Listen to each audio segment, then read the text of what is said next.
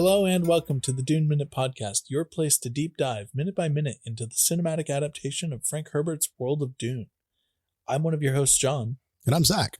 And we are talking about a hat rack this week. We're talking about a hat rack. Not this week, today. Today. Yes. This week we are... I don't know why I keep saying this week. I know why. We are a daily show, John. I know why. It's because I had 4 hours of sleep last night and my brain is fucking fried right now. So. Did you play some video games? Is that what you were doing? Yeah. Still on that Destiny bullshit? Yeah. I can't say shit, man. Yeah. I've been playing Fallout. Oh, have you actually been playing? Yeah. I play it at my pace, which is 20 minutes at a time over the span of 3 days. Sure. But you know what? It's a good game. It's so far, it's very nice. Did you get any mods for it? No, not yet. Okay. Not yet. Do you want to just start this episode over? No, I'll keep it in. Talk about some Fallout. I don't care. No, it's been cool. For the listeners at home, I am historically... Oh, you are keeping this in? Yeah. Oh, okay. Yeah. I am not a video game player. Nothing against them. I just have never really found an interest in them. They stress you out. They stress me out sometimes. I'm sure that I will hit that wall with the Fallout game at some point. But for now, I'm playing it, enjoying it. Because of the Fallout TV show, this is not a plug for Amazon, but it is a very good show. Yeah. This is a very strange Dune episode, or Dune podcast. Wow. We are multifaceted, John. Like I said. We could talk about many things. We can. But instead, we're going to talk about Paul's dreams. Yes, let's get through this. So we had the weird question of, do you often dream things that happen just as you dream them? Which, once again, not going to beat a dead horse. Weird way to ask. Yep. A question of, do your dreams come true? It's a very timely reference since the Kentucky Derby just happened. Sure. I don't. I heard it called Amish NASCAR. I loved it so much. All right. I care about this now. Anyways, I'm sorry. I keep interrupting. Amish NASCAR. I love that. Paul's answer? Not exactly. Not exactly. Okay, so I said in the last episode that I loved Paul's answer to this question because it is different than what the book's answer was. He says yes in the books. Why do you think they changed that? Because not exactly is a better answer. Okay. Because his visions and his prescience, what he will come to know as his prescience, is not an exact science. Things do not happen exactly the way that he sees them. In the books, we come to figure out that no, it's not exact. He gets the benefit of some things do happen, but they're not always exact, and it's not really a known science as to why Paul's visions work the way they do. Yeah. I mean, in the books, like we that is something that we learn through the course of Paul understanding who he is and waking up, that the things that he sees in his visions are kind of like, that is their current trajectory, but decisions that people make change the future. Sure. So he can see visions and he can see what he thinks is going to happen, but it's not set in stone. Nothing is set in stone. The movies do not seem like they're going to spend a lot of time talking about the fine details behind Paul's visions, or at least they haven't not yet. So I think this change from, yes, things happen exactly as I see them, to no, they don't happen. Things happen not exactly like I see them. I think it was a good change. It is much more accurate to what's going on. Okay. So yeah, I think it was a good change. Also, probably a change just made so that way they don't have to explain too much and get into the weirdness of prescience and everything like that. It's just like, Yeah. it's very clearly like the kids having visions. A wide audience would understand that. Let's move on. Yep. And move on we do, because Moheim says one of my favorite lines, which is, goodbye, human. I hope you live. Goodbye, young human. And Paul's just like, he's got this look of, bitch, are you serious? And Jessica follows Moheim out of the room. Yeah. When she said that, the first thing that popped into my head is that Steve Buscemi, hello fellow kids. It's that meme. Yeah. And I had a note, not that it needs to be discussed like in depth. I just said, wow, what an asshole thing to say. Yeah. I had a note in here, and it's like, what a wild thing to be woken up to then have to do. What do you even do after this? Like, do you go back to bed, or do you just like stay up and just like sit and question all of your life choices at this point? Yeah, I don't know. This is a weird 3 a.m. wake up for Paul. Kind of a weird commentary on my own state of being while recording this, or while writing these notes, because I did all this very late at night. Yeah. But Jessica's following Moheim out of the room at this point, and she's just straight up like, yo, did you have to go that far? Yeah. The Bene Gesserit are all back outside. It's no longer raining, but it's very spooky and misty and everything. And one thing that I noticed is that all of the other Bene Gesserit sisters at this point, their robes and everything don't appear black, but more of like a dark silver, and they almost have like a weird shine to them and everything. Oh, I didn't notice that. Yeah, I didn't notice that. I just thought it was very interesting because like Jessica and Moheim are both still in their like very clearly, black robes and stuff, whereas the rest of the sisters are in what appears to be different garb. Like I said, doesn't matter to the story. Just a cool little observation that I made. Yeah. I would also like to shout out another Globe. Oh yeah, doing the Lord's work out here. Yeah. She goes, did you have to go that far? And Moheim's response was pretty much like, motherfucker, it was your own fault. Yeah, you chose to train him in the way, is what she says. Yep. So yeah. Moheim is not about to start arguing who is in the right here. No. And she then goes on to explain that because of this, he had to be tested to the limits because he does wield these Bene Gesserit powers. Yep. And then one of the most scathing lines, so much potential wasted in a male. Yeah. You were told to bear only daughters, but you in your pride thought you could produce the Kwisatz Haderach, or the cream cheese hat rack, or whatever you would like to call it. We have a million different names for it, but the Kwisatz Haderach. Yeah, I call it the QuickBook Sazerac. this point in my notes. Jessica says you were told to bear only daughters. Moheim says this. Sorry. Says to Jessica. Yes. So I have a couple notes about this because that is a odd thing to say. My note here is let Zach talk. So go for it. Okay. So this is a lot of information that is going to be pulled mainly from the encyclopedias now. Just because they actually go, way deep into, this kind of stuff.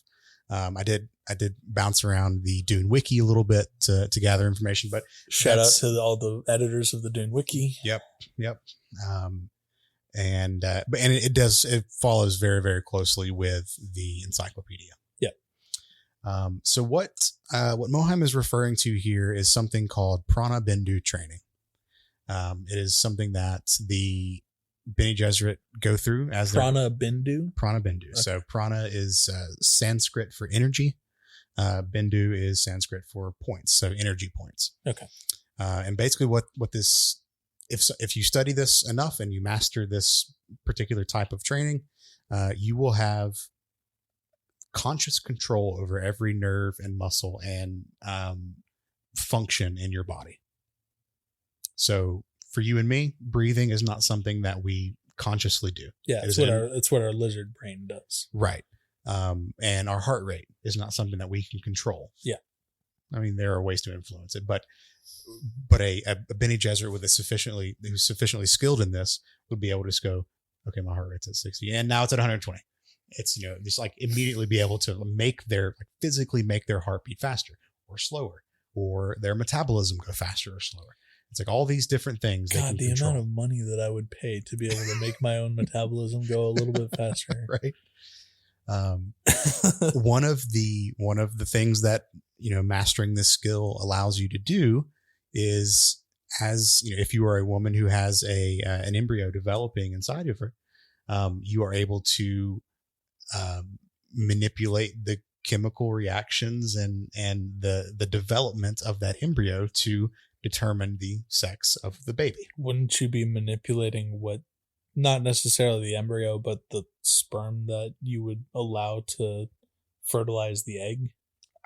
Maybe that is a case of it. I feel like that would be more accurate than manipulating the embryo, because if the sperm is only carrying XX and not XY, then maybe we're getting into weird sci-fi, also conflicting with biology. And all they say is that they can control the how the embryo develops, and it will have whether it's a male or female child. Sure. This skill, obviously is very useful for the Bene Gesserit and their birthing program, or eugenics experimentation, as I like to call it. Just a little eugenics as a treat. Yeah, it's weekend, so why not treat yourself? So yeah, they use the skill a lot to cross bloodlines and to really get them towards the goal of producing this Kwisatz Haderach. I had a thought when I was watching both this Dune Part 1 and Dune Part 2. How fucking inbred do you think these great houses are? If the Bene Gesserit are having people within the houses marry each other over tens of thousands of years. The fact that they don't all have just giant Habsburg ass chins at this point is astonishing. Well, I'm paraphrasing here because I don't remember the exact wordage, but the encyclopedia does address this. Okay. Yes. So it is not the families marrying each other. That is not all that happens. So when the encyclopedia is talking about the parentage of a Bene Gesserit. Yeah. So a Bene Gesserit sister will not, 9 times out of 10, will not know their family, their parents. Sure. They won't know where they came from. That is kept secret. But the record keepers, high up within the Bene Gesserit, they do know. They know the family trees and what they're crossing. Sure. So one, they keep things they keep it a tree and rather than a bush. Yeah. Okay. Yeah. But also, so a Bene Gesserit is not just someone who has had Bene Gesserit parents or a mother, but also someone who they would deem as traits that they want. So it could be someone completely outside the whatever lines they're trying to cross, but they have desirable traits, and so they introduce that new genetic material into the path. So they're careful about it. Yeah, they're not just marrying cousin to cousin to cousin to cousin to cousin to cousin a million times. They're doing things with intention and very meticulously. Okay, cool. So yeah, they're very clearly keeping track of everything. Yeah. Yep. Yeah, there's just a question that kind of came up because it's this is strange. Yeah. But I'm sure they have a very big Excel spreadsheet where they're keeping all these notes. The person that is just keeping track of that is one of the Excel speedrunners. Oh, sure. Have you ever seen those? I have not. Okay, so there's this whole after this, I'm going to introduce you to the world of Excel I speedrunning. don't want to know this. Dude, it is, you think you know Excel? No, you don't know shit. These guys are like, will create entire like companies worth of workbooks within like minutes. See, if I learned Excel to that degree, I would work myself out of a job.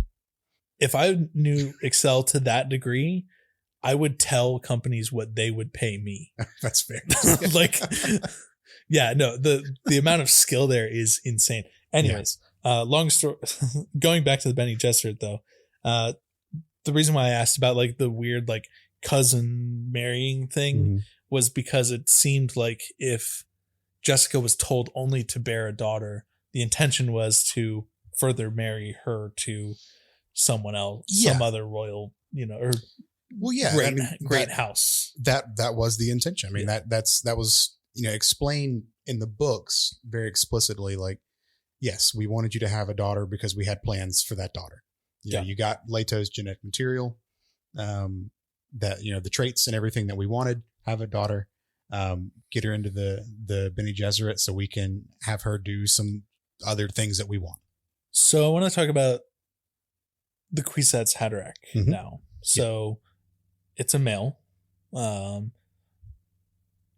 Is Jessica herself, I guess, more of a fanatic than in like the belief of like, has Jessica fallen victim to the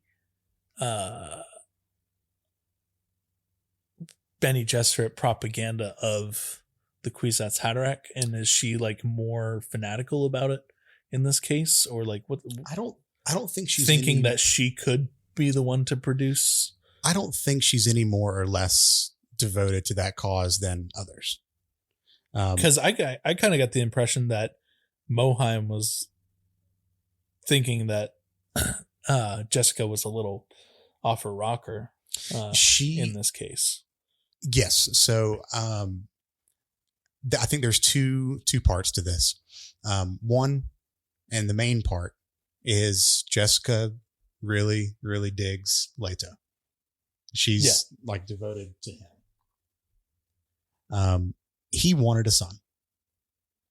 So she did that for him. She did that for him.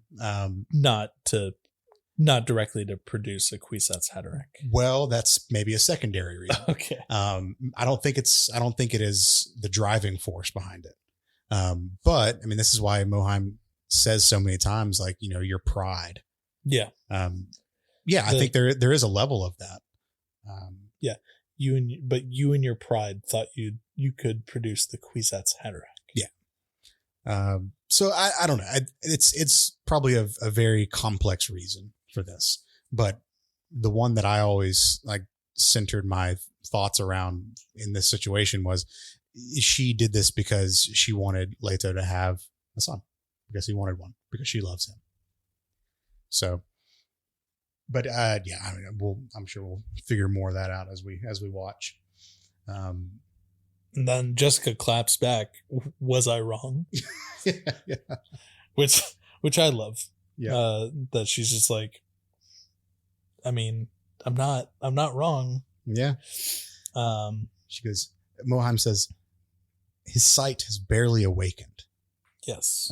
So that is referring to his prescience. Well, yeah. So as we've talked about, you and I like to read our movies. Mm-hmm. Sight being specifically capitalized. Was going to ask if that was the prescience and everything. Yeah, it was. And when she says it's barely awakened, Paul doesn't know what to do with these visions yet. He just thinks they're their dreams in the future. He can't control them. They come to him as dreams. Yeah. She says, you're lucky he didn't die in that room. If he is capital the one, he has a long way to go. His sight, capital S, has barely awakened, and now he goes into the fire. Literally, Arrakis is hot as fuck. Yeah. But yeah, as you were saying, like his prescience are what he just imagines are dreams. Yep. I just wrote down like some lines as she's talking, so I may skip over some stuff. But she goes, "Our plans are measured in centuries." Is another like kind of the next big point that she makes. Yep. Again, referring to the birthing program, the crossing of certain bloodlines and traits in order to bring forth the Kwisatz Haderach. And then she says something very interesting. She says, "We have other prospects if he fails his promise." Yeah. Which to me kind of seems that Mohiam is on board with Paul being a male, even though like, well, it's or she's at least on board with it now that she has seen Paul go through the test. Yes. Of the Gom Jabbar. So in the books, Mohiam is equally pissed off at Jessica. Sure. Oh no, like she's equally pissed off. But during this, like you see Jessica like kind of looking down as Mohiam is scolding her, kind of like how a kid looks down when their parent is, scolding them or whatever. So yeah, no, I wasn't saying like she's not pissed about this. Yeah. But she also recognizes that there is potential. Yeah. But also if he dies, there are backup plans to plan. Yeah. Plans within plans, Zach. Did we cover Jessica and Mohiam's relationship as we talked? Yes, because Jessica tells Paul she was my teacher. She was my teacher at the Bene Gesserit school. She's now truthsayer to the emperor himself. Well, so she was, according to the books, she was more than just, or Mohiam was more than just a teacher to Jessica. Jessica was basically like her handmaid. Oh, okay. So she was her a personal assistant for almost 15 years, she says. So this relationship they have is not just of a teacher to student. It is much closer. It is much more akin to a mother-daughter relationship than just a colleague. Got it. So the fact that she's being scolded means a lot more. They're not just co-workers. Right. Yeah. So other prospects, neither the books nor the encyclopedia or anything that I've read so far has gone deep into what other prospects mean, or at least specifically who other prospects were. Sure. We get one other mention in the books that doesn't happen for a long time, so we'll save it. We'll save that for Dune Part 2. Yeah. It would make sense that, if they're keeping track of the traits and the bloodlines and everything like that, there's more than one path to their ultimate goal. They don't keep all their eggs in one basket. Right. That's literally one of my notes. Is not all the eggs in one basket. And then Jessica asks, "Do you see so little hope?" Yeah. Which is again, not sure if it was intentional. I like to think it is because the writers of this movie are very smart. I saw this as a callback to a particular line in the book. Okay. So when Paul is going through the test, Mohiam is like reading his reactions. She's observing him. He's doing very well. He's focusing himself. He's not freaking out like an animal would.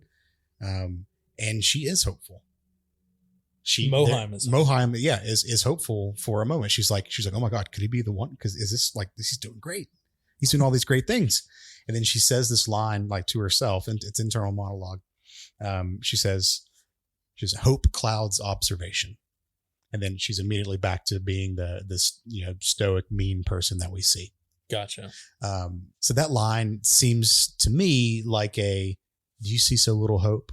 And just knowing that context of, oh no, she did see hope, but she turned that off. Yeah, she made herself objective again.